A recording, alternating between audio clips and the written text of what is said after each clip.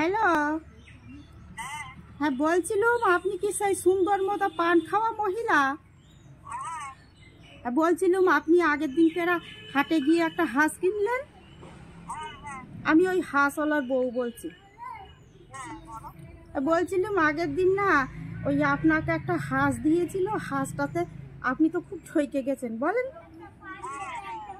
ওই জন্য আমার বর খুব দুঃখ পাচ্ছিল যে সুন্দর একটা মহিলা এসেছিল, ওনাকে আমি ঠকে দিয়েছি। আমাকে বলছিল, আমাকে অনেক দুঃখ প্রকাশ করে বলছিল যে আজকে তো হাট বার আছে, তা যদি আপনি হাটের দিকে আসেন তাহলে ওই আর কি একটা হাঁস আপনাকে দেবে। আপনি কি আজকে হাঁস লাগবে? আপনার হাঁস লাগবে আজকে?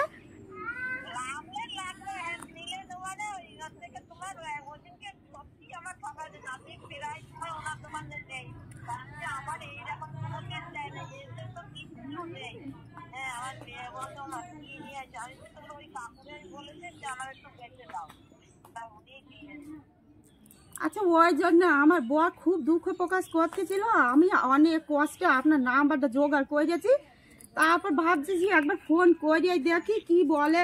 আজকে যদি নেন আপনি হাঁস তাহলে চলে আসবেন।